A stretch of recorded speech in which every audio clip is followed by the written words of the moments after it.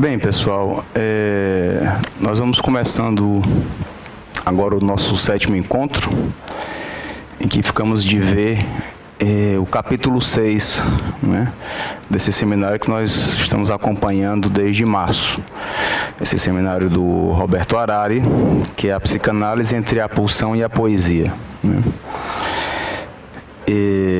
Esse é um dos capítulos que eu recomendo a vocês que se detenham na leitura realmente dessa tradução que eu enviei para vocês.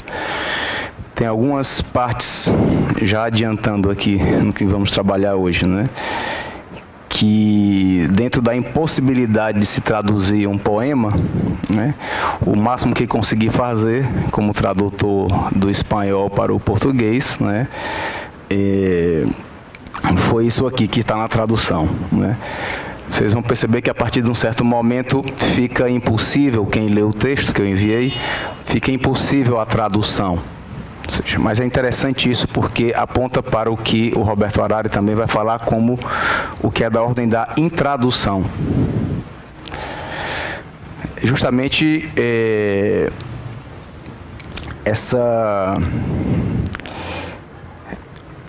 modalidade de escritura que o Lacan vai se interessar, principalmente no autor James Joyce, né, o autor irlandês, e que o Harari, por ser argentino de língua espanhola, vai usar como referência nesse capítulo 6, em que ele vai dar o nome Ser Pós-Joyciano, né? Dois outros autores, dois poetas, um franco-chileno e outro argentino, de Buenos Aires mesmo, né? Ou seja, o Vicente Huidobro e Olivério Girondo.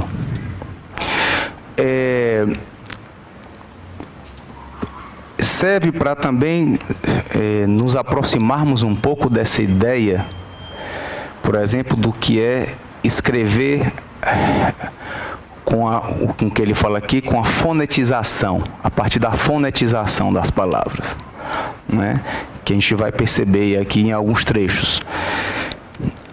Mas vejam bem, se num determinado momento da obra de Lacan, que vai do início do seu ensino até o que o Harari vem a chamar do último Lacan, né? Se o próprio Lacan dizia que escrevia, a forma como ele escrevia, eu vou ler aqui para ficar mais, já que é uma citação do Lacan, né?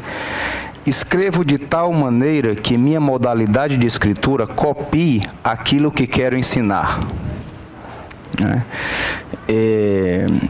Ou seja, o Lacan ele se utiliza muito, se vocês se remeterem aí ao primeiro dos 10 encontros, eu vou estar vendo nos escritos alguns trechos, né, que fica mais claro o que ele quer dizer com isso, né? Ou seja, se utilizando justamente do que ele vai se apropriar da linguística, que é justamente a metáfora e a metonímia, principalmente, como, digamos, um modelo para, digamos, aproximar o que ele vai propor como importância do simbólico, né, na psicanálise, né?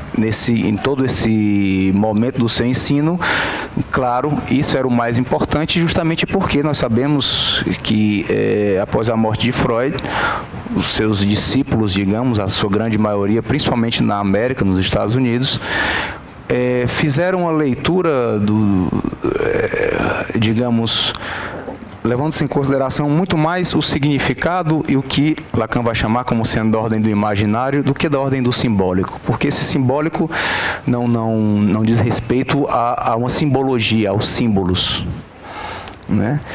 E tem muito mais a ver com o que Lacan vai trabalhar com o signo saussuriano, fazendo a sua subversão, como trabalhamos aqui nos primeiros dos 10 encontros, em que ele coloca o significante sobre o significado. Então, digamos que o próprio Lacan diz aqui que ele escreve a sua escritura numa modalidade do que ele quer transmitir, do que quer ensinar. Como, por exemplo, os equívocos que faz, né? A substituição de um significante por outro, a própria noção de metáfora, que, além de ser a forma, como ele vai falar, da metáfora paterna, que é como se dá a constituição do sujeito do inconsciente, essa metáfora também, como já falamos em outros momentos, ela, digamos, ela formaliza, né, o que seria da ordem das formações do inconsciente. O sonho, o lapso, o esquecimento, ato falho, né? E em um texto, que é o último texto escrito do Lacan, que ele é editado em 1979, o Lacan morre em 81, né? É uma conferência que o Lacan dá, uma conferência de abertura do Simpósio Joyce, né? E o Roberto Harari chama a atenção da gente aqui para que ele está escrevendo à la Joyce, como ele diz, né? De uma forma distinta de como ele escrevia até então. Que até então ele levava muito em consideração a noção das figuras de linguagem, figuras de pensamento, né? Justamente pelo que eu acabei de falar, né? De um modelo de inconsciente estruturado como uma linguagem, mas essa linguagem tendo como referência, ainda que na sua subversão, ainda assim tendo como referência a linguística. Nesse simpósio, né, ele inicia esse texto escrevendo algo assim. Vamos ver, vou colocar aqui.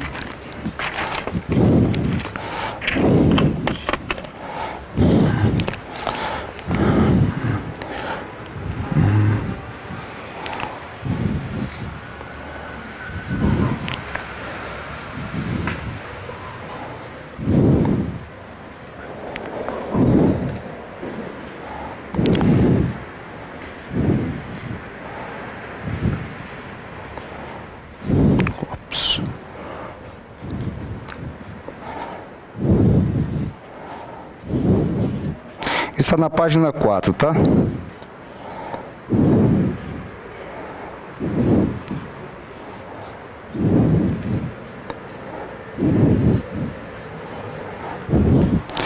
Ele vai escrever. Primeiro, claro, Lacan falava francês, então da sua própria língua só podemos identificar aqui o corpus e ele. O restante não tem como se identificar nem na própria língua, no francês, né? Mas ele vai chamar a atenção de que ele escreve isso a partir da fonetização da letra. Ou seja, a primeira coisa que ele chamou, a gente poderia ler aqui, né? Eu não sei francês, mas ver a que ponto pode se aproximar, né? Quem quiser aqui ler em francês fica até melhor. Mas, primeiramente, independente da língua que se fale, do idioma que se fale, poderíamos ler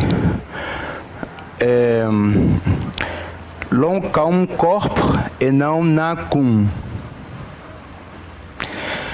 Depois ele vai escrever no francês. No naquem. Você fala francês? Leia, por favor, aqui, para ficar bem... Base mesmo. Da que está embaixo, que já está em francês, tá? Então você... Vem para cá, por favor. Essa frase que está embaixo aqui já seria do francês, pronto. L'homme. Peraí. É importante, gente, essa questão da língua, né? Porque justamente o que está em questão aqui não é somente o sentido das palavras, né? Mas a sonorização.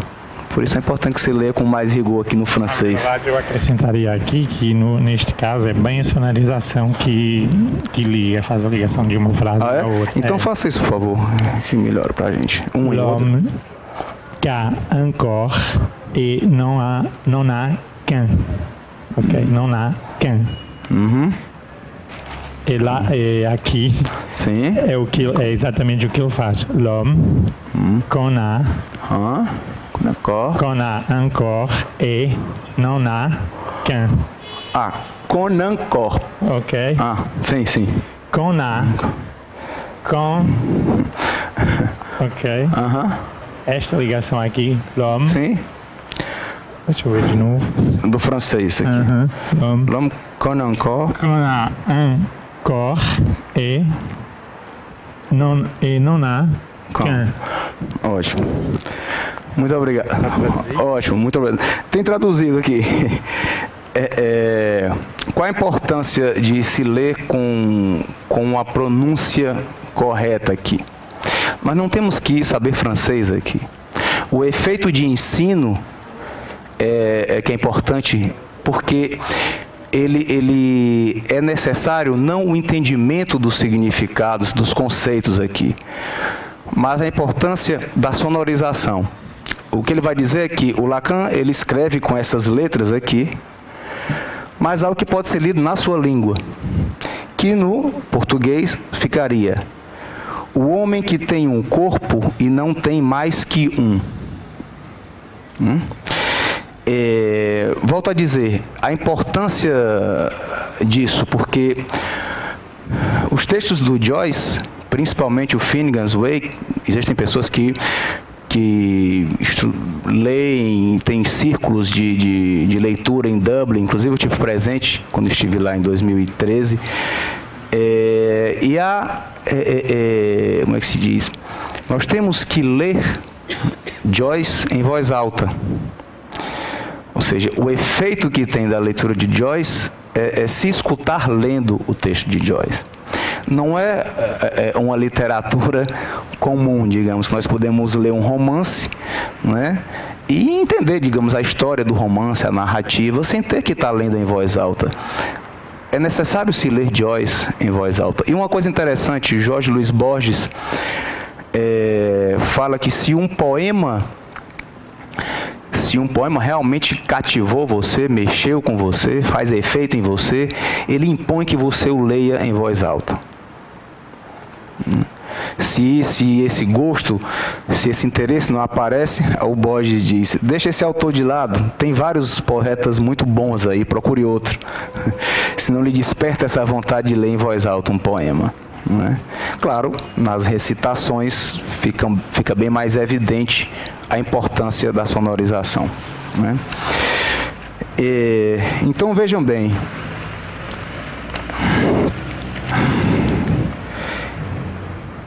ele escreve, por exemplo, l'homme, seria o homem, mas o próprio Lacan escreve dessa forma, L-O-M. Claro que não é assim que se escreve em francês. Né? Em francês, né, seria justamente L apóstrofe H-O-M-M-E. Né? Então, mas para vermos aqui que o que interessa, né, e o que passou a interessar mais a Lacan não foi, digamos, passou a ser não mais as figuras de linguagem, principalmente a ideia de metáfora e metonímia, mas uma dimensão da linguagem, digamos, que, digamos, em relação à literatura, nos é acessível a partir da poesia. Isso, inclusive, para justificar o título do próprio livro, do seminário que estamos vendo aqui.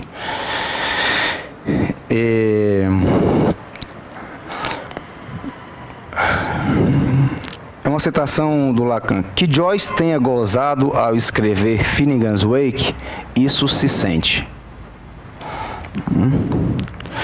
Ele fala aqui, e é importante para também pensarmos em algo que já falei aqui sobre a ideia do gozo, que alguns psicanalistas sempre se referem ao gozo como sofrimento, como gozo masoquista, como algo que tem que ser diminuído, né? Eu vou ler esse trecho na página 5 aqui. Aqui caberia perguntar-se como é que se sente quando o escritor está dedicado ao exercício de certo gozo fonético.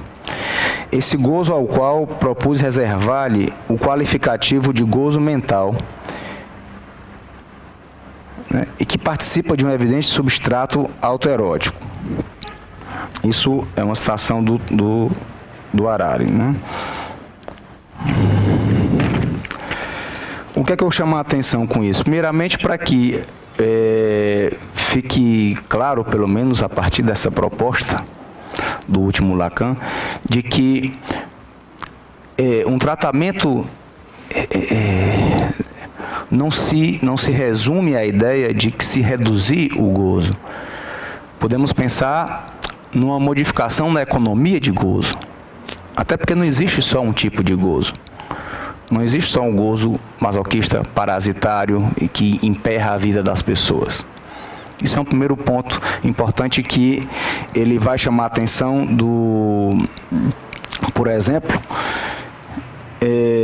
se nós lermos o Schreber, né, a Memórias de um Doente dos Nervos, que o Fabiano aqui pode ler em alemão, que era a língua lá do Schreber,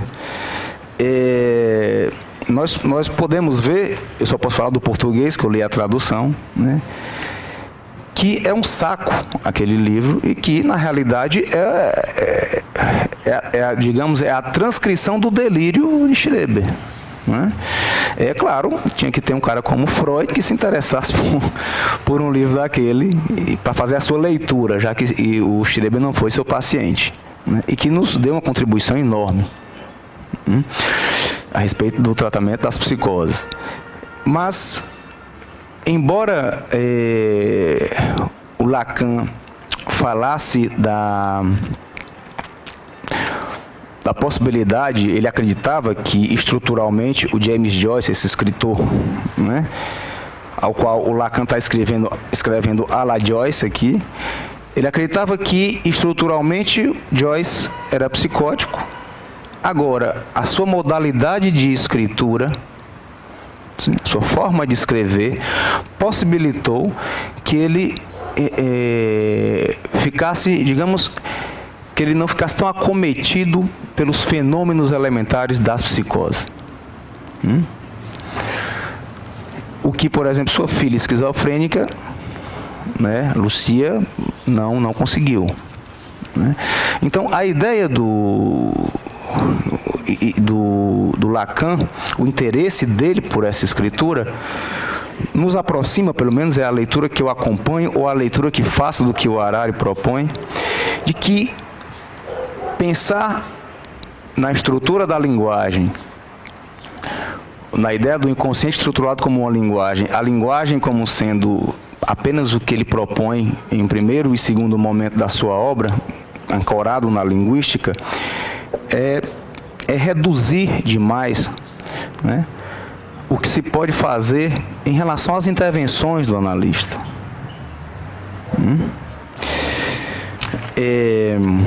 Bem,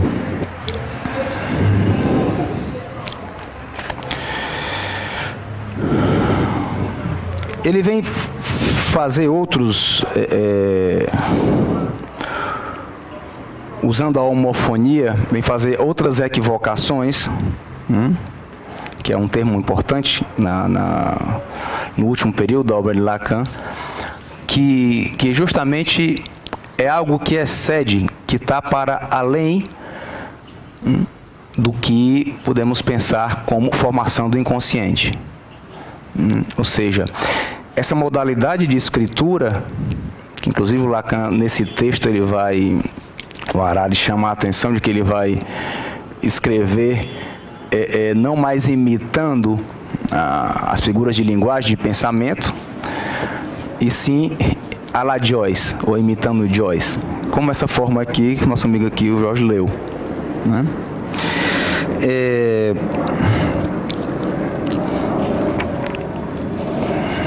Então nós podemos pensar que a linguagem em psicanálise, né, ela não se resume a essa noção inicial. Né? Não é à toa que foi necessário a invenção de um outro termo, que Lacan vai chamar, como já trabalhamos aqui, de la langue. Seria a língua, tudo junto. Mas veja bem, por isso não é interessante traduzir por a língua, eu prefiro traduzir por la língua, porque a língua perde a lalação. O que ele chama a atenção, o Harari também, que há aqui, né, algo infantilizado nessa escritura, né, algo de uma repetição na, né, como se faz com o bebê, por exemplo, como o bebê mesmo fala, ou como a mãe fala com o bebê. Né? E é justamente Por isso, Lacan vai dizer em outro momento que o Magnès seria o que mais se aproximaria da noção de Lalande. Ele expõe aqui, literalmente, né? Então veja que a ideia de associação livre, né, a sua importância, a partir daqui principalmente, não é só que possam aparecer as formações do inconsciente, ou que haja uma suspensão do recalque, que é importantíssimo também. Eu faço questão de dizer isso porque tem muita gente que me escuta e diz que eu não estou mais considerando isso, que um ato falho, um sonho não tem mais valor. Não é isso, não é nada disso. A ideia aqui é justamente falar do que está para além disso. Até porque sempre trabalhamos, em todo trabalho que a gente escuta já está isso. Eu acho importante se trabalhar o que nós não vemos sendo trabalhado, né?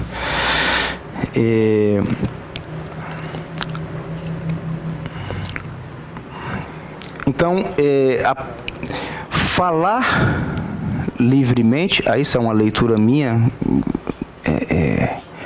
a associação livre permite também que possamos considerar um recitar do analisante. Quem veio aqui, o sexto encontro, que nós tivemos aqui a nossa convidada especial, a Gabriela Pedrotti, foi maravilhoso, eu indico a vocês que leiam, não leiam, que vejam, eu disse leiam, deve ser o livro dela que tem que estar aqui, se alguém quiser comprar no final, mas que vejam o vídeo do sexto encontro, em que ela vai trabalhar muito essa questão do recitar, né? E de uma noção de linguagem outra, que não adormece, como ela bem falou aqui, né? O Harari chama a atenção de que o texto do Joyce, ele desperta você, né? Ele traz enigmas. Você pode ler um texto belíssimo, mas que lhe dê sono, por exemplo. Você não tem como fazer isso com o Finnegan's Wake, por exemplo, do James Joyce. Que é uma outra característica importante. Nós vamos ver aqui alguns poemas, trechos de poemas, alguns versos, não do Joyce, mas do Idobro e do Hirondo, em que essa noção... Então, essa evolução, podemos dizer, né, na obra do Joyce, se você lê, por exemplo, um retrato do artista quando jovem, e é importante a questão dos artigos definido e indefinido aí, porque vejam bem, no caso, ele é o artista, ele não é um artista, o Joyce, né? Então, poderíamos dizer, seria mais humilde alguém dizer o retrato de um artista quando jovem, porque o artista é ele, na realidade, né? Ele escreve sobre a infância e tudo, é um romance, mas ele como personagem, principalmente, né? E ele não diz assim, o título do livro é Um Retrato do Artista. A Portrait of an Artist, não é assim. A Portrait of the Artist, do artista. Tanto que o Joyce, que tinha a intenção de que as pessoas os universitários se ocupassem por 300 anos dos seus textos, né? E ele está conseguindo, pelo menos até agora, tem muita gente envolvida. Tem simpósio, teses sobre a obra de Joyce. Então ele estava certo. Mas veja bem, ele não faz isso de uma hora para outra. Há uma evolução, digamos, um retrato do artista quando jovem até o Finnegan's Wake. Como se fosse... Essa evolução é o que eu acho que nós podemos perceber aqui, não na obra como um todo do Idobro, né? Mas no que ele vai dar o título de Altazor, né? que se dá, é uma obra que se dá em 7 cantos. Nós podemos ver essa evolução da linguagem que a gente vê na obra, na vida do Joyce, podemos ver aqui em uma obra do Huidobro, como vai se dando essa evolução. Então, eu queria me deter com vocês aqui a impossível tradução, mas que foi necessária aqui, e de que a partir de um certo momento fica impossível até tentar traduzir. Mas vamos ver no canto 4 de Altazor, né? Vamos ver aqui. Aqui jaz Raimundo, raízes do mundo com suas veias. Aqui jaz Clarissa, clara risada enclausurada na luz. Aqui jaz Alejandro, antro afastado, asa dentro. Aqui jaz Altazor, gavião fulminado pela altura. Veja que aqui já perde com a tradução, porque gavião em espanhol pode-se dizer azor. Então seria, aqui jaz Altazor, azor fulminado pela altura. Ou seja, isso tem a ver com o caráter de intradução da poesia.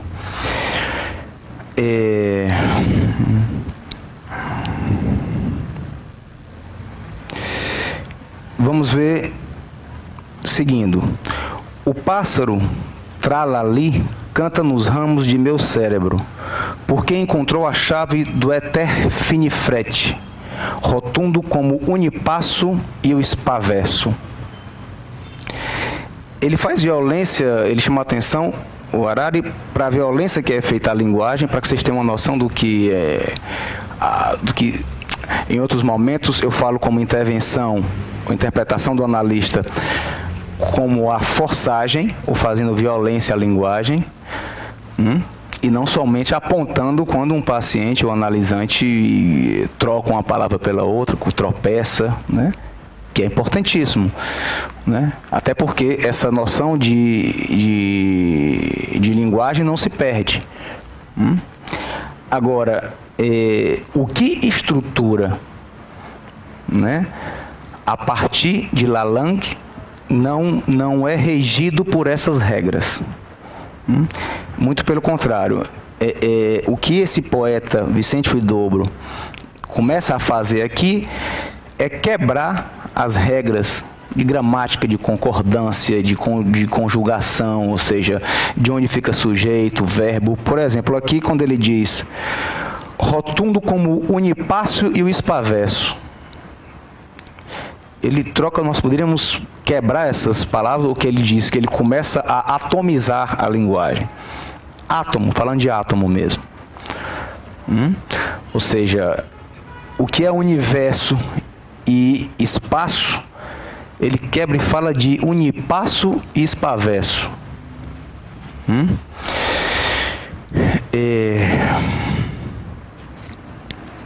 Ele vai relacionar essa forma de trabalhar na poesia com a teoria das catástrofes, né? Da impredictibilidade, do efeito surpresa, né?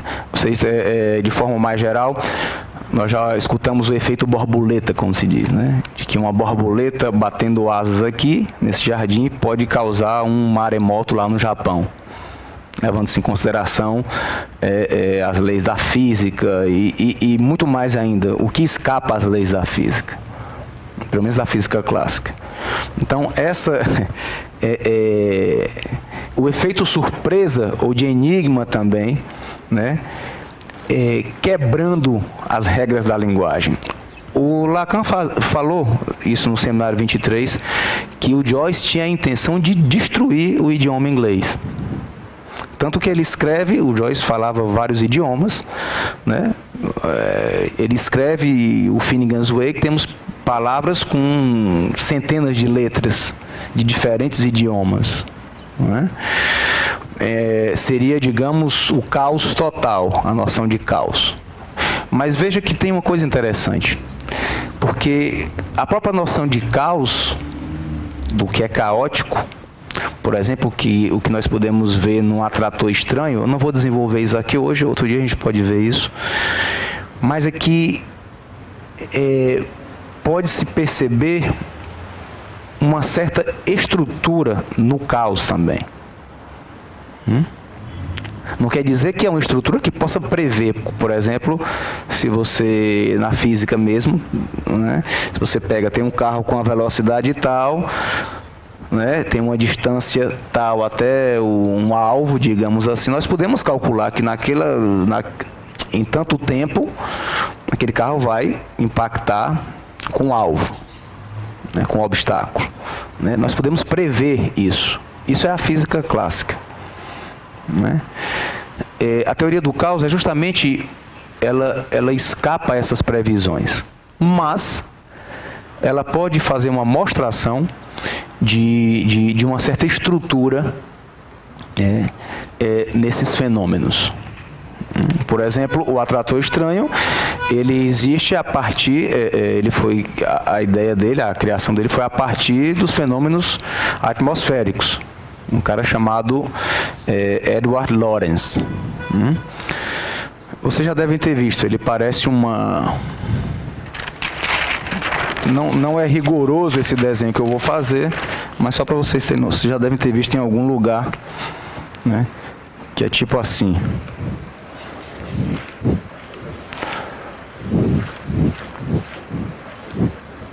É como se fosse uma asa de borboleta, né? Isso aqui cada linha dessa, cada trajetória dessa é uma interação de uma fórmula, né? Mas serve para mostrar só que, embora seja caótico, uma linha nunca coincida com a outra, não há uma repetição nunca aqui, ela segue uma atração por um eixo. Existe um eixo aqui, que eu vou botar em vermelho, que atrai, e por isso é chamado estranho atrator, certo? Que atrai essas trajetórias. Elas não saem para cá, para cá, para cá. Ou seja, ao mesmo tempo que são imprevisíveis, atendem a uma estrutura. Né?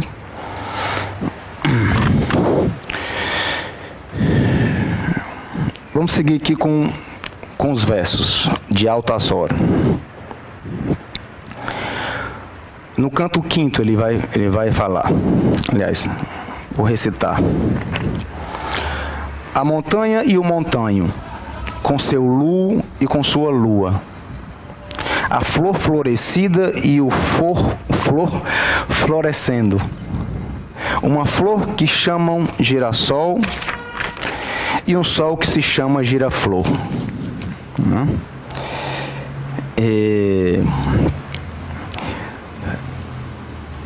Ele vai dizer que a violentação aqui, nesses versos, tem a ver com o gênero. Ele não está respeitando o gênero aqui.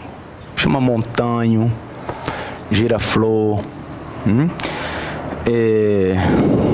E também ele vai chamar a atenção de se transformar substantivos, aliás, de passar de substantivo para o verbo. Como? Montanho, chamam girassol. O flor florescendo. A flor florescida.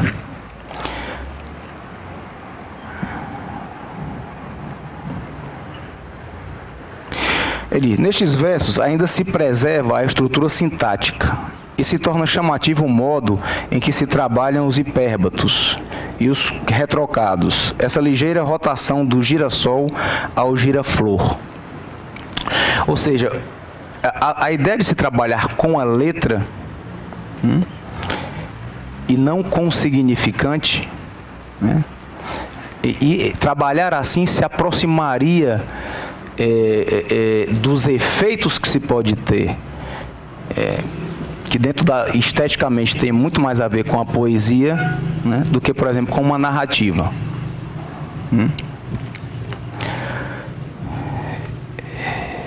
Aí dentro disso tem a escansão, a rima, vários elementos que fogem a essa noção que é regulada pela linguística.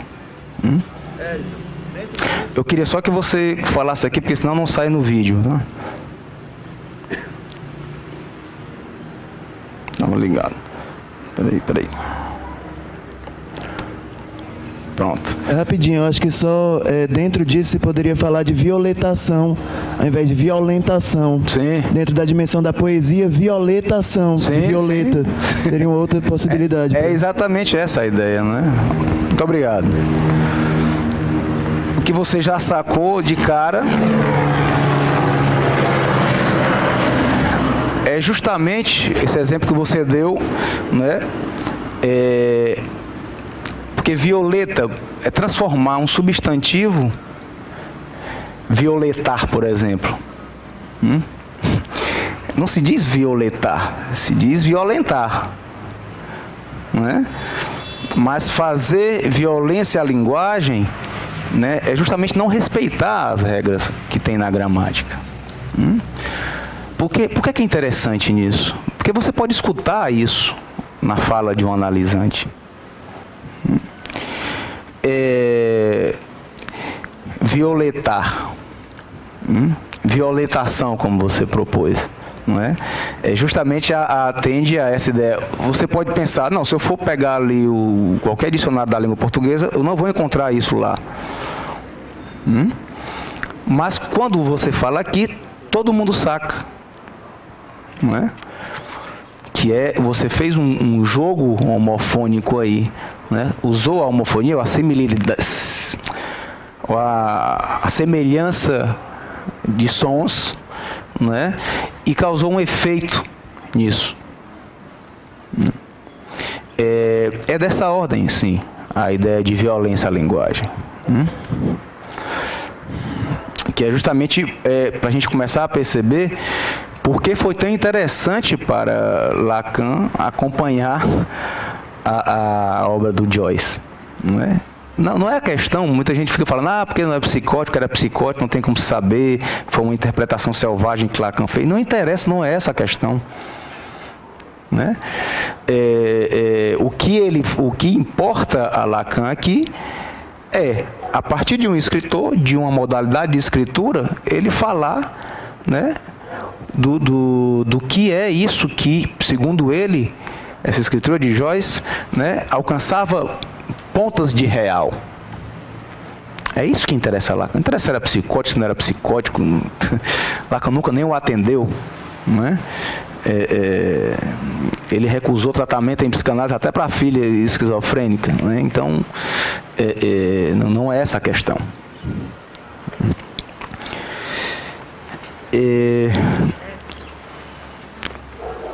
Fala aqui, por favor.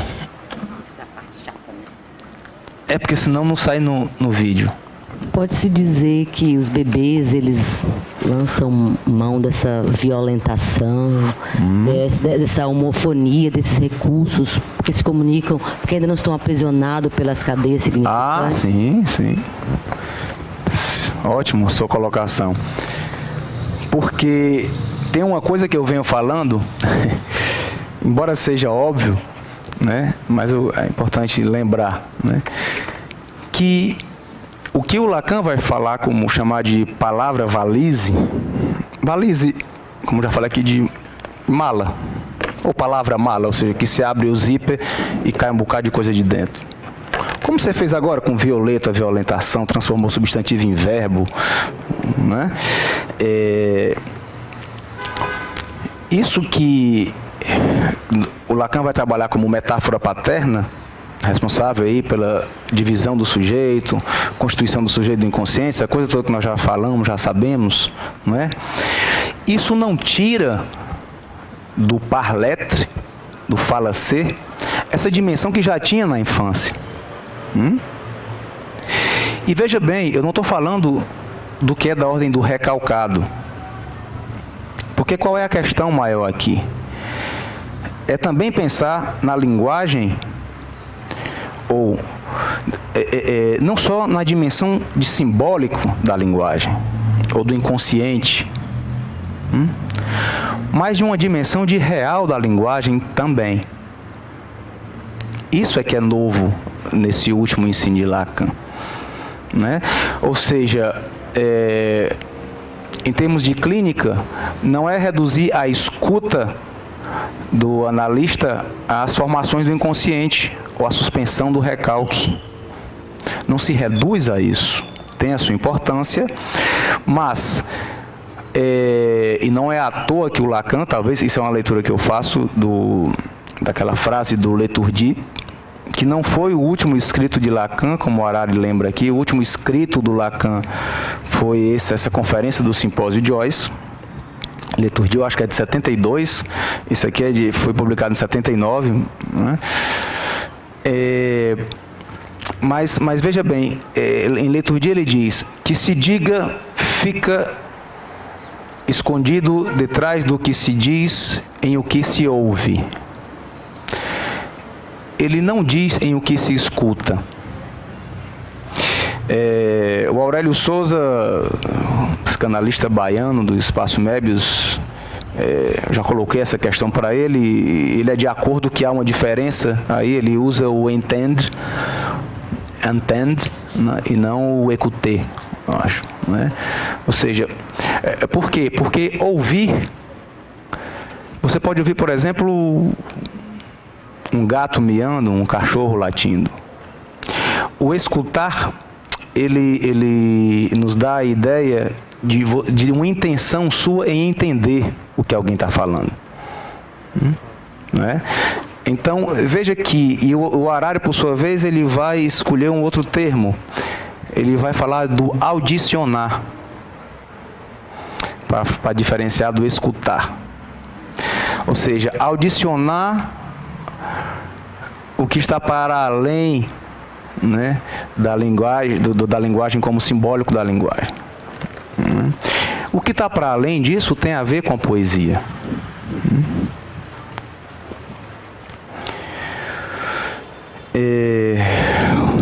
Seguindo aqui, aí o Harari vai falar de uma certa... O Lacan falava, e o Harari vai lembrar aqui, de um certo tipo de poesia de debilidade mental, que ele vai chamar aqui. Ele vai dizer, isso ainda em Altazor do Idobro, né? Moinho de alento, moinho de conto, moinho de intento, moinho de aumento, moinho de unguento, moinho de sustento. Aí ele vai, continua infinitamente, tem vários versos nessa linha.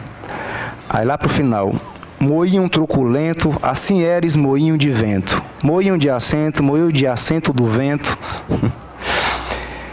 E continua, né? E ao final, ele diz que teces as noites e as manhãs.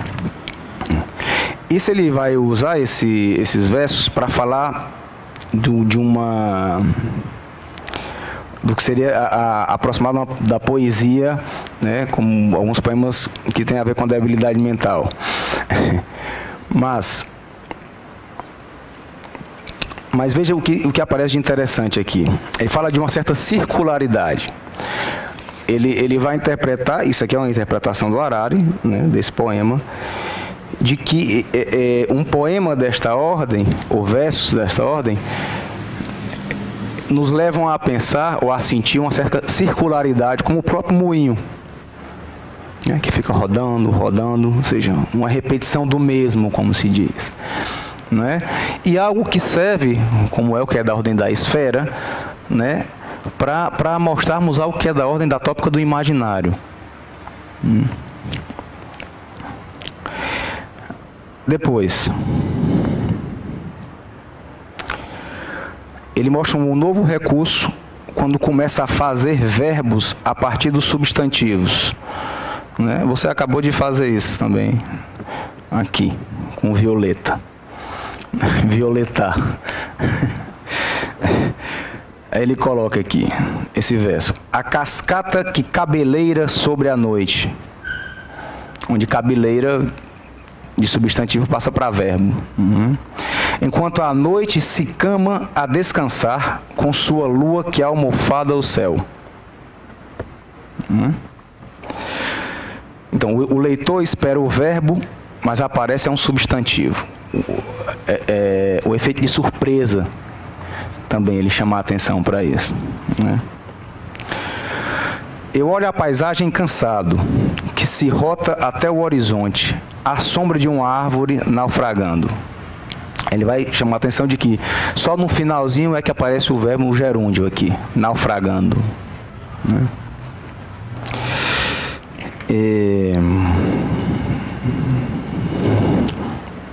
No canto sétimo, isso tem os outros cantos também, não é? Claro, não tem tempo para a gente ver isso tudo, mas no canto sétimo, que é o último, já, pelo menos para mim, se tornou totalmente, já é impossível traduzir poesia, eu não consegui nem tentar, né? Tempovia, infileiro e infinalta, zurrocia, raurinário ururachu. O que é que ele chama a atenção aqui, não é? E nós podemos fazer uma comparação que eu falei no início. A evolução do que é escrita para a escritura de Joyce um retrato do, só quer dizer o contrário, um retrato do artista quando jovem até o Finnegan's Wake, nós podemos ver do canto primeiro até o canto sétimo, né? Ou seja, a linguagem, né, vai se desestruturando, né? Ele vai implodindo a linguagem, né? Por isso ele faz essa referência, né, também ao Joyce, que tinha como, não só o inglês, ele fala nessa conferência que abre o simpósio Joyce, ele fala de que ele tinha o interesse de explodir com a literatura mesmo, o Joyce. E nós vemos algo dessa intenção aqui também, que se aproximando no último canto, né? Ó, neste sétimo e último canto se vê a desintegração completa da linguagem. Ou seja, ele usa palavras carentes de qualquer sentido. É nonsense total. Lalali, loia, io, ai, ai, ai, ai, io, ia. De novo, podemos pensar numa infantilização, não é? Se pudéssemos pensar numa... Claro, é um exercício, né, que claro que isso não é possível. Em uma regressão do adulto para a criança, desfazendo a metáfora paterna e voltando à linguagem da criança. Mas, claro, nós não podemos pensar isso. Mas podemos pensar uma coisa, de que a metáfora paterna não tira essa dimensão da linguagem. Não é que nós falamos assim, de forma idiotizada ou infantilizada, não é isso. É que a noção de letra, em Lacan, ela só tem como ser trabalhada se pensarmos na possibilidade de uma destruição, realmente de uma autodestruição do que se tem como as regras da gramática, da concordância, do gênero. Não tem como se pensar na letra de uma forma regida, como significante, podemos pensar sendo regido por regras. Ainda que seja metáfora e metonímia somente uma forma que Lacan se utilizou para aproximar condensação e deslocamento em Freud. Ainda assim. Em outras palavras, o que ele propõe, pelo menos a partir do que é proposto aqui, né, é de que o real da linguagem, não é? Ele não temos como pensar em trabalhar isso que é do audicionar, nos detendo somente ao que é do escutar, do entender. O nonsense, ele tem toda uma importância aqui.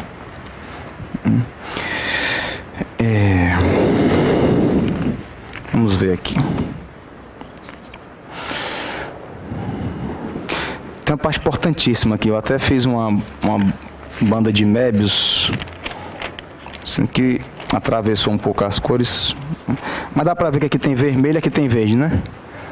É porque a tinta passou para o outro lado um pouco. Mas vamos ver esse trecho aqui, que eu acho importante, que já é de outro autor, que ele vai trabalhar aqui, né? Que é o Olivério Girondo. Esse argentino. Ele vai escrever em La Mas Médula. Médula seria medula nossa, não é? E por isso fica complicado a tradução aqui também, mas em espanhol, quando se diz más allá, é além.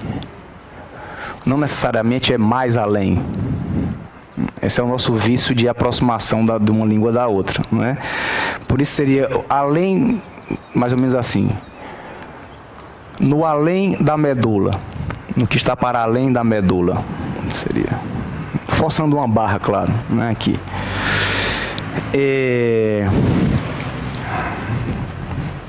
Aí tem um estudioso da obra de Girondo aqui, tem uma citação dele, é um Molina, por sua vez cita Aldo Pellegrini. Em Girondo, ou Girondo, há uma verdadeira sensualidade da palavra como som. Mas mais do que isso ainda, uma busca da secreta homologia entre som e significado. Ele vai dizer, aponta também para que o poeta consegue reunir a escura significação fonética e a do vocábulo. Sob seu efeito, o leitor fica envolvido em um inefável sortilégio verbal. Vamos ver um exemplo aqui. Os 2 versos iniciais do Em La Más Médula. Eu vou ler primeiramente no espanhol, porque tem uma repetição aqui das letras que quase dá para fazer no português, mas não fica tão bem, mas no espanhol. No solo, el fofo fondo. Né? Seria não só o fofo fundo. Né? Aí ele chama a atenção. Há uma simultânea significação de sentido e som. O Lacan se utilizou essa faixa ou banda que, se você é uma tira normal, se você ao encontrar as 2 extremidades, antes de encontrá-las, se você faz uma meia torção e emenda, podemos ver aqui se dá para segurar.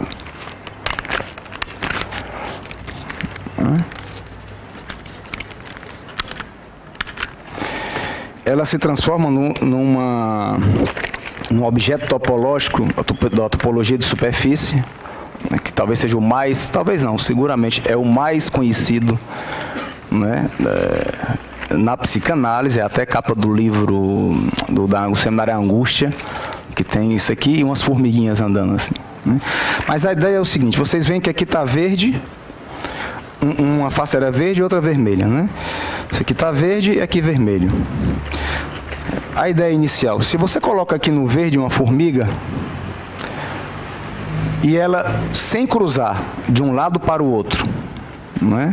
Se ela começar a andar aqui em linha reta, vai andar aqui, aqui, aqui, daqui a pouco ela está aqui no vermelho, tá? Sem ter cruzado nenhuma borda. Né? Ou seja, é uma superfície unilátera. Né? Aquela anterior, antes de eu grampear, era bilateral. Tinha 2 lados. Né? Aqui só tem um. Esse, a partir do efeito da meia torção. Da superfície bilateral, temos uma unilátera. O Lacan se utilizou disso principalmente para falar da ideia de sujeito do inconsciente, da relação de significado significante, como nós trabalhamos no primeiro e segundo encontro, quando ele faz a subversão do signo sociriano. Né? Mas veja que interessante o que é que o Harari chama a atenção aqui.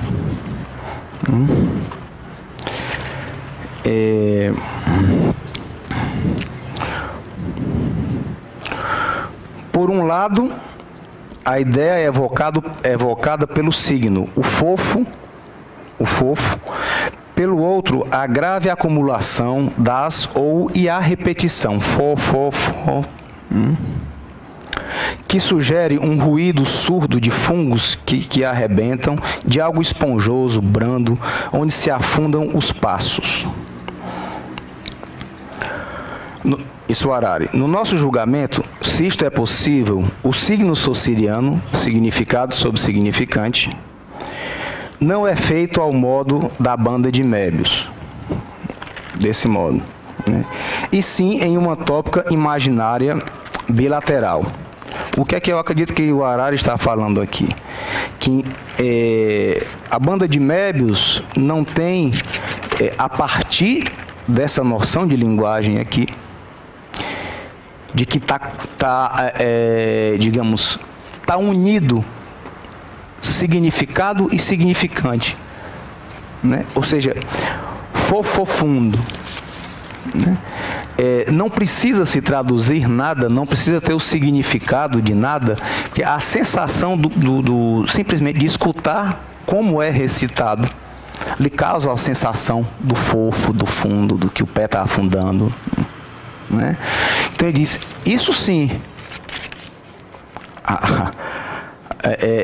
essa forma de falar, sim, poderíamos pensar de que não tem um lado para o significado, o outro para o significante, né? Ainda que seja por Lacan subvertido. Para pensarmos numa banda de Mébius, teríamos que pensar algo desta ordem, que tem um impacto, um efeito no simples ouvir, independente da relação com o significado, do significante com o significado. Há uma homologia aí.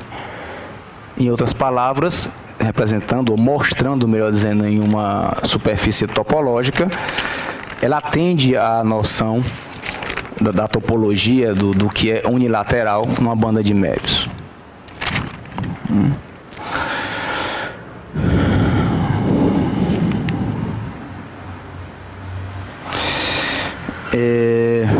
Bem, isso atenderia muito mais à noção de palavra valise, como eu falei agora há pouco.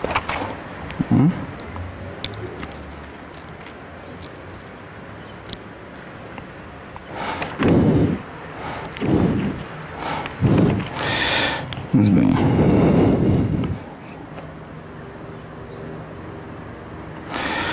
Vamos ver aqui. O poema Soplosorbos termina assim. Isso está no espanhol, não foi traduzido. Solo tumbos, retumbos, lentas, lesnas, acerbas, ambivalentes menos, poros secos, desbastes, fofo hartazgo, termita y asco verde, exapochos, maltrueques, solo esperas que lepran la espera del no tiempo. Não tem ponto final aqui, né? A leitura que o Harari faz. Os sujeitos destas particulares orações permanecem limitados. Nada se predica deles, porque não há um verbo. Vocês veem que não tem verbo aqui nessas orações, nesses versos.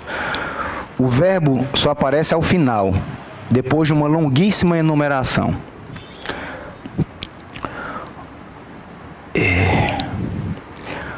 Essa autora, Kamensain, não sei, fala muito belamente. Ela diz que este livro foi tecido à sombra da enunciação e que, ao não convencer nem referir, se transforma em um eco silencioso.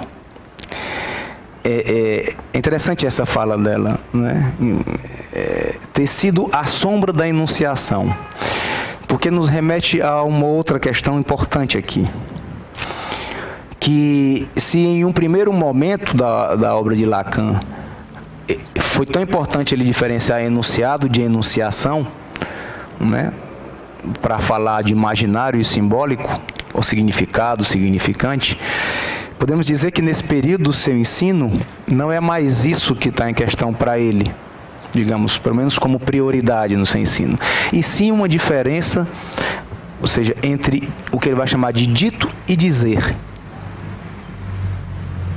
Eu falo isso porque algumas pessoas ficam, eu já vi analistas, digamos, colando um termo no outro, como se enunciado se colasse em dito e enunciação em dizer. Não é isso. Quando ele vai trabalhar a diferença entre dito e dizer no Leturgie, principalmente, né, é justamente para falar de uma diferença entre um simbólico e um real da linguagem. Não é entre um simbólico e um imaginário da linguagem. São coisas diferentes. Então, quando ele diz a sombra da enunciação, ou seja, escapa também a uma noção de linguagem que serviu para Lacan se referir à proposta dele da enunciação em relação ao enunciado. Foge a isso, não é que seja isso, né?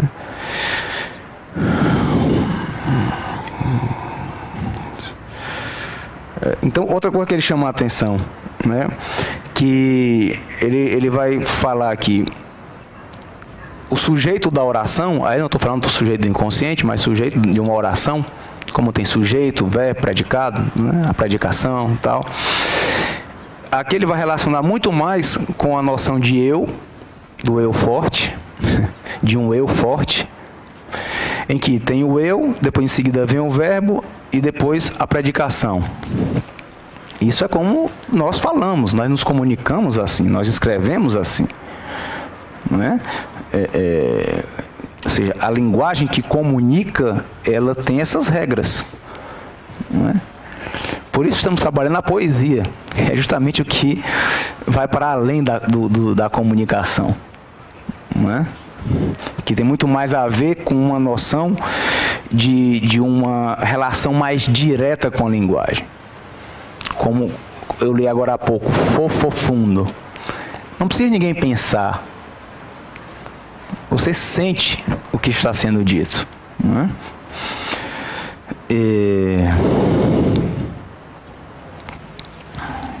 Isso chama a atenção também para algo que foi colocado pela Gabriela no encontro anterior, não é?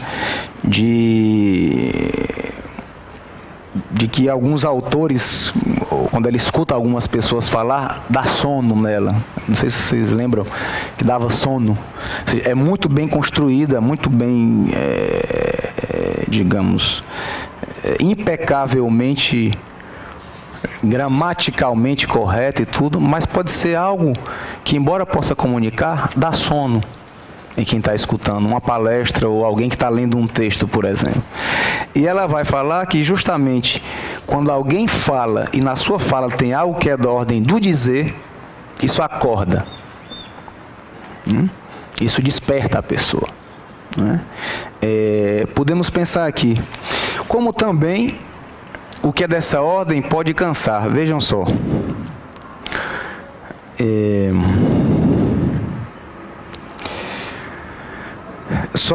Antes de recitar aqui o que tem a ver com cansaço, ele chama a atenção nesse poema anterior para a ausência de sujeitos também. Sujeito na oração, eu digo, né? É claro que ele não é bobo nem nada, ele está fazendo uma relação aqui, e pelo menos a leitura que faço, a partir da leitura do Harari, que se ater somente à noção de sujeito do inconsciente não é o suficiente. É necessário, mas não suficiente. Aí já é uma leitura minha. A noção de par lettre, o fala ser, o ser da fala, justamente ela vem, a meu ver, e eu digo a meu ver porque eu vejo autores renomados, importantíssimos, falando que quando Lacan fala de par lettre, é só para enfocar a ideia da importância da linguagem, mas a linguagem é apenas como simbólico, como inconsciente também. E eu não acredito nisso, não é isso. Lacan não vai criar um termo, um neologismo, como criou Lalande, como criou Parlet, só para reforçar uma ideia de sujeito do inconsciente, né? Eu acredito que tem muito mais a ver com isso que está para além do sujeito, mas que tem a ver com o sujeito, da mesma forma que, quando falamos de dito e dizer, não podemos falar de um sem o outro.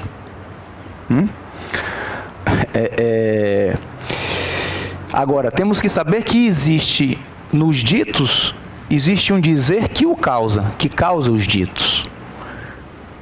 ou um real que causa o sujeito. E o que é da ordem desse real é que parece ser o que está sendo trabalhado aqui. O que ele vai falar que Joyce conseguia alcançar pontas de real. Não é alcançar o real, mas ele fala pontas de real. Vejam só o último poema de Em La Mas Médula. Se chama Cansaço. Vou ler no espanhol também. Isso depois de todo o livro, aí tem esse último poema. Y de los replanteos y recontradicciones y reconsentimientos sin o con sentimiento cansado, y de los repropósitos y de los reademanes y radiálogos identicamente bostezables, aí tem vários outros. Y rato apenas nato, já árido tardo grasso dromedário y poro louco, y parco espasmo enano, e continua. Ele vai lembrar que todos os versos aqui começam com o Y, o I. Né? Ele diz, nisso consiste o cansaço. Né? Um cansaço feito à pura letra, onde não importa o conteúdo e sim a acumulação. É disso que eu estou falando em relação ao que um poema pode ter de impacto de uma forma, eu não digo pura, porque é complicado falar disso em psicanálise, mas não podemos pensar em nenhum registro puro, a partir da ideia do noborromiano de real, simbólico e imaginário. Né? Mas de uma forma impactante, mais direta, né? Que não passe tanto pelo pensamento, pelo significado, que tem um efeito de significação mais impactante, mais da ordem do corpo, do que da intelecção, do entendimento do que se leu. Né?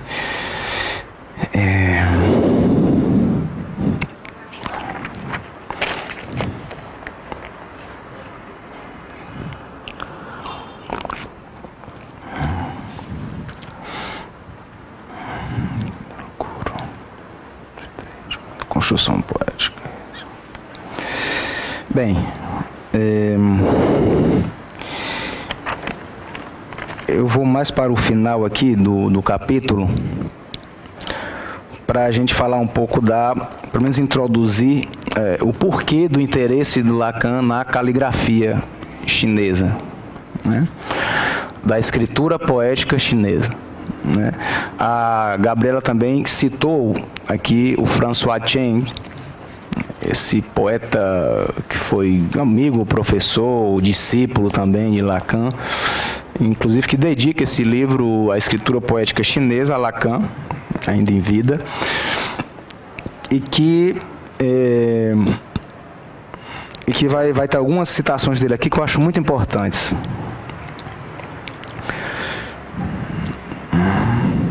Primeiramente, antes dele, vamos falar uma citação do Borges, Jorge Luiz Borges, escritor argentino. Se a palavra escrita é eficaz, se tende a transformá-la em palavra oral. A palavra escrita viria a ser o estímulo para a palavra oral. Mas creio que há idiomas nos quais a palavra escrita é muito importante. Por exemplo, em certos idiomas orientais, o chinês e o japonês, se pensa também a caligrafia como parte da poesia. Se estima que a caligrafia é também um acontecimento estético, coisa que nós não pensamos hoje, já que a caligrafia desapareceu com o uso da gráfica. Ou seja, não há singularidade nos caracteres nossos. Uma outra citação importante de Leopoldo Torres Agüero.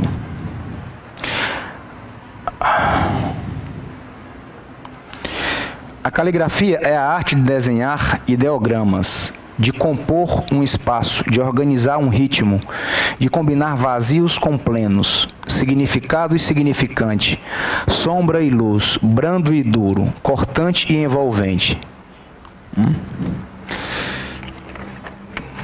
Um exemplo, já que é tão complicado trabalhar a questão da caligrafia chinesa, um exemplo que ele coloca simples aqui, né, de que, claro, Lacan falava francês, ou seja, né, e era, digamos, influenciado mais que tudo pelas línguas indo-europeias, né, como todos nós, né.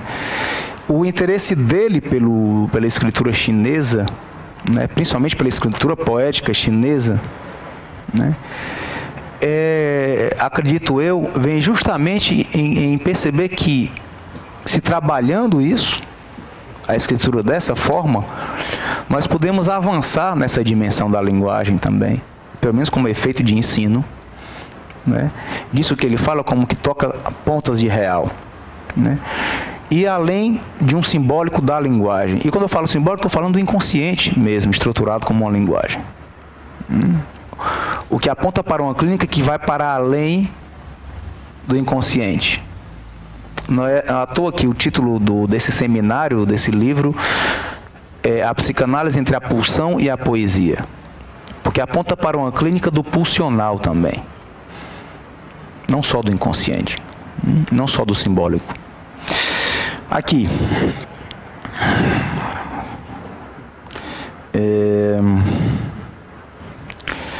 Ele vai desenhar.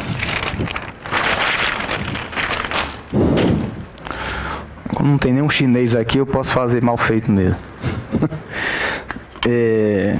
O pictograma aqui representa, isso no início da escritura chinesa, né, representa o sol. Ele vai desenhar assim. Mais ou menos isso aqui. O problema com a caligrafia, claro que nós estamos só imitando, né? É que o traço, a singularidade do traço, claro, se eu tivesse um pincel aqui, seria outra coisa, não é? Mas a singularidade do traço, né, e o efeito estético da própria caligrafia, ela compõe o poema. É pensar o que a gente falou agora há pouco do fofo fundo, que junta significado e significante, como uma banda de Mébius. A caligrafia, de alguma forma, com o traço, a noção de traço, que não é nem de perto isso aqui, viu, gente? Isso aqui é uma imitação. Claro, isso aqui se faz com um pincel, né? Isso aqui representava o Sol. Isso há não sei quantos anos, 1000 anos, quantos anos antes de Cristo e tal. Acho que sim. E com o passar do tempo, como acontece em todas as línguas, né, vai se modificando a representação, né? Então, na escritura chinesa, o sol passou a ser representado assim.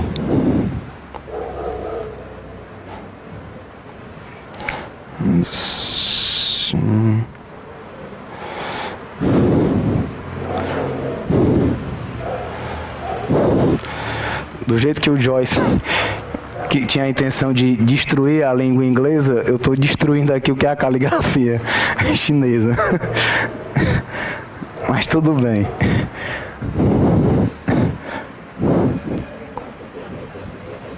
Né? Algo assim. Está na página 20 do capítulo 6, certo? Qual é o interesse dele aqui? É dizer de que se complexizou aqui. Algo que a gente pode até pensar, não é? A questão da criança, quem falou aqui da criança agora há pouco, foi a Auri, não é?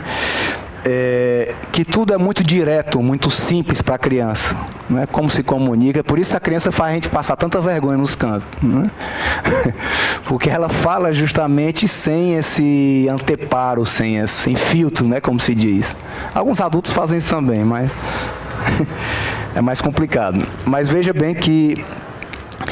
que isso aqui nós podemos bater o olho e dizer, rapaz, é o sol mesmo, né? Isso aqui poderíamos pensar até numa pintura rupestre, o sol. E o que é que isso aqui tem a ver com o sol? Eu não consigo ver o sol aqui. Mas foi evoluído, com o passar dos séculos, disso aqui para isso. O ideograma que representa o Sol agora é esse, não é mais esse. Isso aqui é na escritura antiga, né? Mas é uma forma de pensarmos também com outra escritura, né, nessa complexização.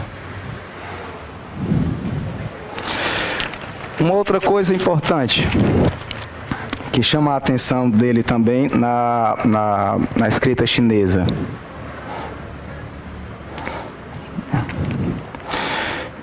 Ele vai desenhar aqui.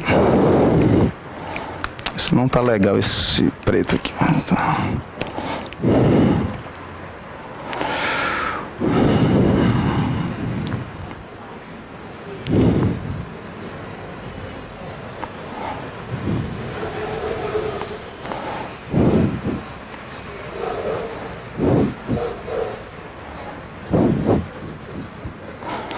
Isso aqui ele vai desenhar, não, escrever. Estamos falando de uma escritura, né?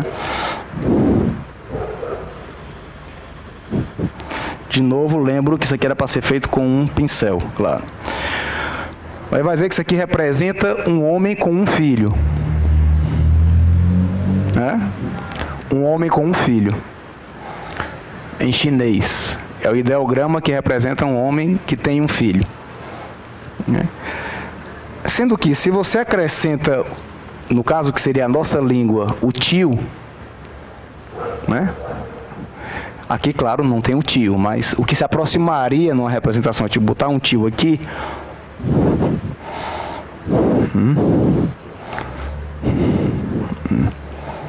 mais um traço, seria mais um traço. Passa a representar um homem que tem 2 filhos, certo? Mas também, dependendo do contexto que está escrito isso, representa uma árvore que tem ramos. Então, aí alguém do Ocidente pode perguntar, né, que é assim que nós fomos, a nossa língua funciona assim, não gera tanto essas ambiguidades, né? Pelo menos com a letra. Mas o que é, finalmente? É uma árvore ou um homem com 2 filhos? Aí depende do contexto em que está essa escritura, né? Ou seja, é uma lógica diferente. Nós lemos da esquerda para a direita, de cima para baixo, né? Se vocês verem, eu não vou colocar aqui, mas na página 18 do próprio Girondo, ele escreve de forma diagramada. Uma palavra aqui, outra acolá, que exige que você deixe os seus olhos, digamos, deslizarem sobre o papel. Nós, quando lemos um texto aqui, né, no nosso alfabeto, nós lemos da esquerda para a direita, né, para entender, né? Chama a atenção também para um outro tipo de leitura. Vamos ver aqui.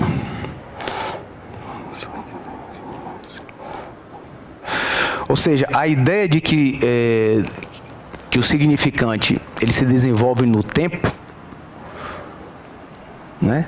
Isso, na escritura chinesa, digamos, isso não tem o seu valor.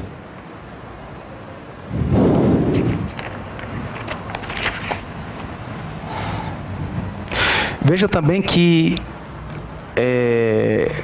esse último período da obra de Lacan, que ele vai enfatizar, vai trabalhar a noção de letra, veja de que ferramentas ele se utiliza. Vai até a escritura poética chinesa. Para nós percebermos, nós temos que saber que, primeiro, há uma distinção entre simbólico e real da linguagem, entre significante e letra. Nós temos que ver que realmente é todo um esforço que como nunca foi na obra de Lacan, não é para nada. Por alguma razão e importante, e uma razão que vem, como sempre veio, da sua clínica. né? Ele se utilizar da obra do James Joyce, da escritura poética chinesa, não é? Da topologia dos nós, isso tudo foi na mesma época. Não é? Não foi seguramente para sustentar o que já estava muito bem desenvolvido até pelo menos o seminário 18, né?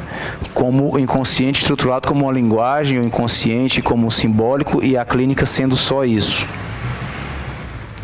Sendo a suspensão do recalque ou a escuta do analista voltada para isso.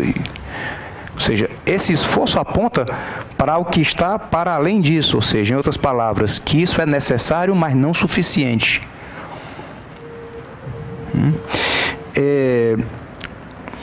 Eu queria finalizar aqui, a gente tem uns 15 minutos, né, para vocês fazerem questões ou se colocarem aqui. Mas só fazendo uma última equivocação que ele faz aqui se utilizando de um texto do Freud, né? Do Construções em Análise, né? O Freud faz um convite, né, aos analistas, isso é o texto Construções em Análise, né? Que o analista tem que ser capaz de delirar. Mas veja bem, não é de se psicotizar, não é de enlouquecer. Aqui, isso é uma fala de Freud, né? Aqui o Lacan vai dizer, ele vai escrever assim, na sua língua, né? Não mais no chinês. Escrever...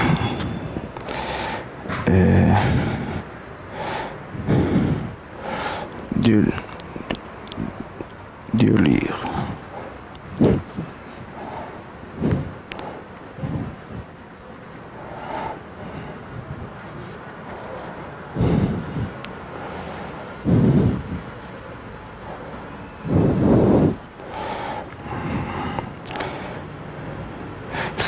Seria que você aí que sabe, você que sabe francês, Dieu lire.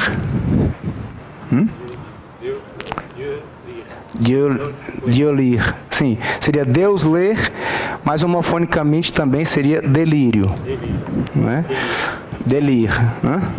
É delir e delir. Algo próximo disso. Assim, Dieu lire e delir. Pronto. Seria uma outra forma. O que é interessante nisso, né? É que parece que o Lacan tentava fazer com a sua língua, com o francês, e isso ele tenta fazer em vários outros momentos da sua obra também, não é? Trabalhando com a homofonia, não é? Mas ele equivoca aí Deus ler, né? E delírio, né? Ou seja, é uma outra forma de se trabalhar também com a linguagem que ultrapassa a noção de metáfora e metonímia, ou seja, de substituição significante. Né? Então eu queria deixar um tempinho ainda, a gente tem uns 10, 15 minutos aí para... 10 minutos para alguma colocação de vocês aí, alguma contribuição a mais. Por favor.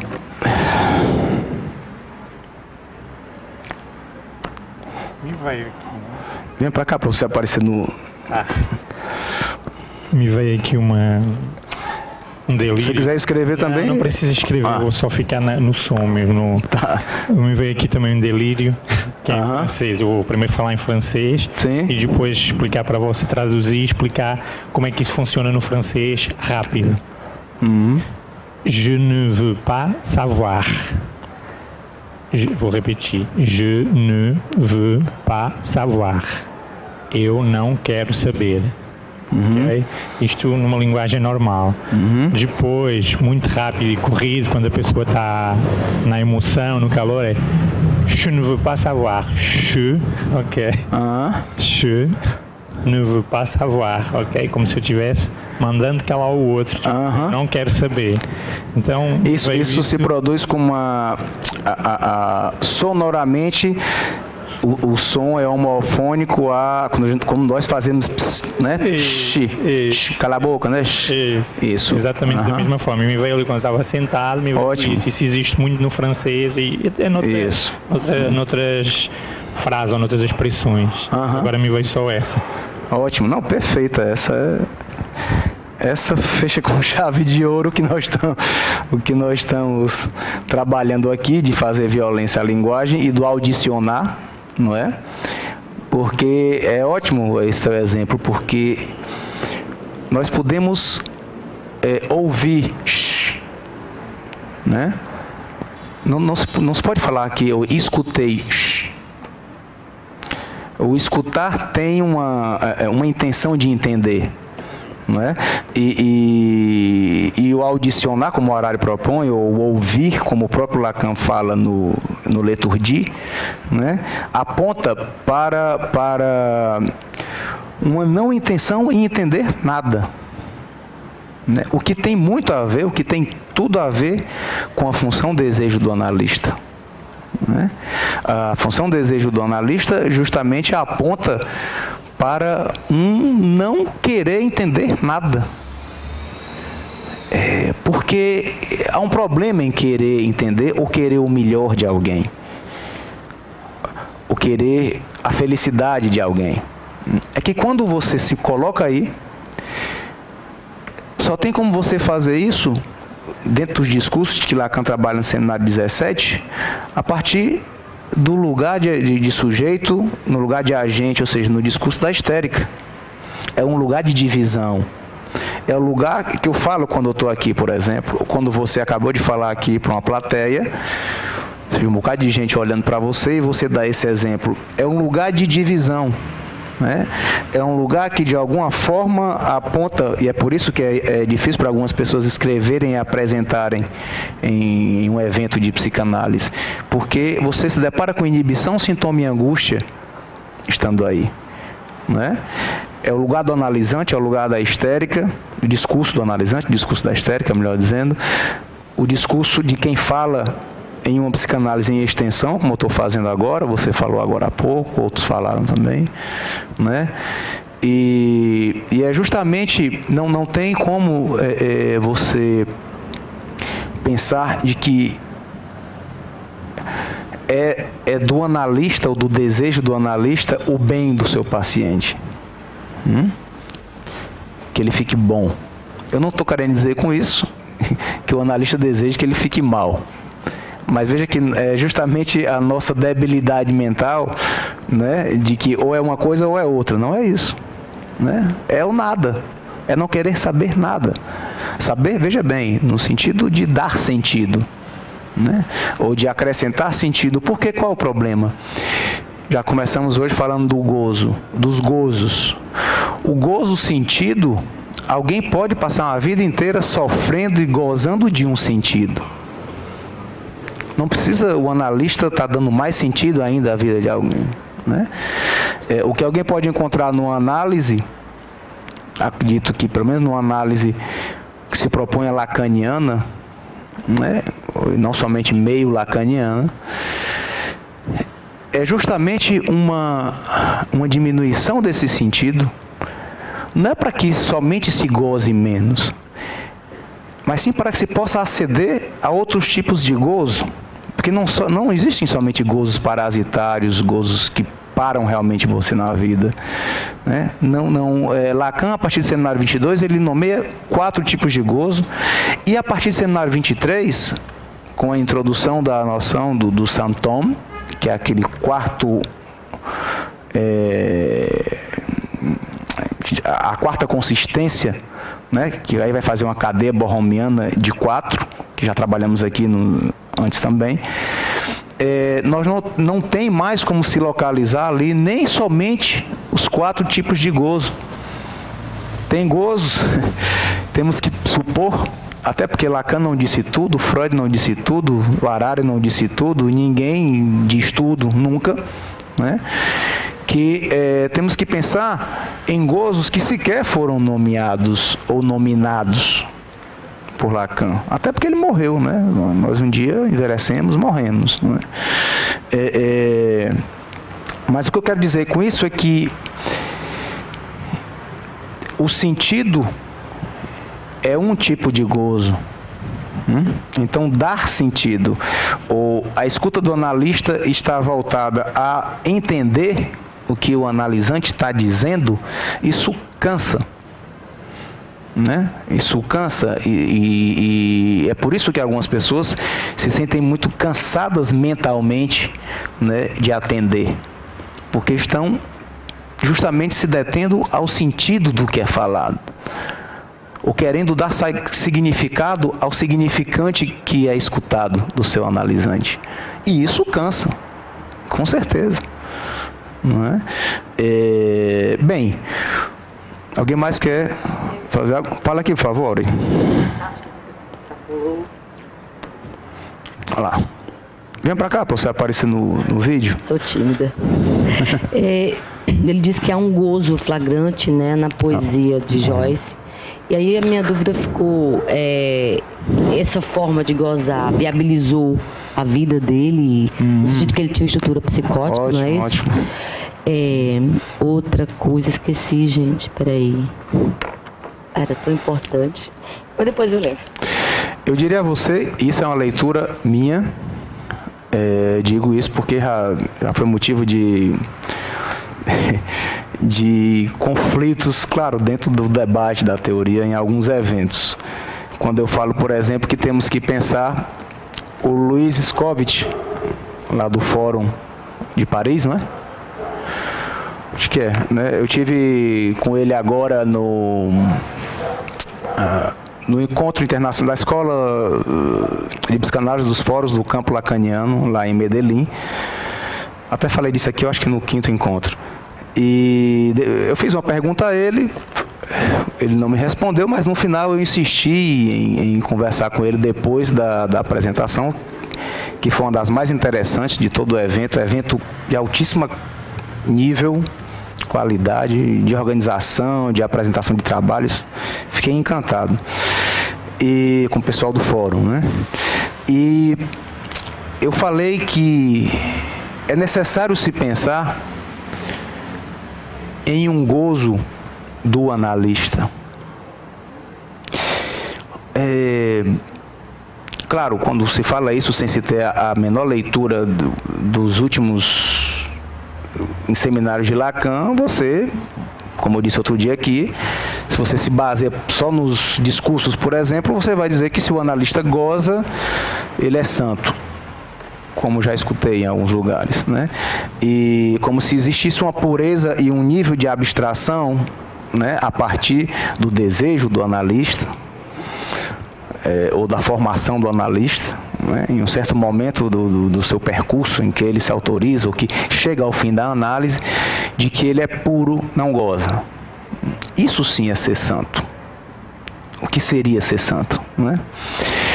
Agora, quando Lacan começa a dizer que o analista no seminário 20 fala com seu corpo, com seu ser, até então ele dizia, falava do descer, ou seja, de várias questões dessa ordem, que nós perdemos o ser ao entrar na linguagem. Tudo bem, entendemos isso. Mas passa a ficar impossível Lacan sustentar, acredito eu estou falando por mim, de que nas intervenções do analista, no que a posteriori pode se perceber que há sido um ato, que todo ato analítico só sabe a posteriori. Eu acredito, Auri, que você está colocando do Joyce, não é? Que esse gozo que foi permitido, o gozo fônico, como o Harari chama, né? Com a linguagem, um gozo mental, ou seja, não é um gozo parasitário, não é um gozo masoquista, ou seja, é um outro gozo que não foi nomeado por Lacan, né? Mas eu acho que esse gozo que ele tanto se interessa em ver na escritura de Joyce, né, tem a ver com o que é da ordem desse gozo possível, né, ao analista, no ato analítico mesmo. De forma radical, algumas pessoas colocam que não, no ato analítico não há gozo do analista, porque teríamos que pensar num gozo sem sujeito. Sim, concordo. De novo, a importância do par lettre. Porque é interessante isso, porque às vezes isso me veio agora, na realidade, né? O Scovitch falou, não, temos que pensar assim, de que há um gozo no analista. Mas isso é bem mais complexo e mais complicado, o Scovitch falou, né? Porque teríamos que pensar em um gozo sem sujeito. Sim, concordo também. Por isso é importante que exista, além da noção de sujeito do inconsciente, a noção de par lettre.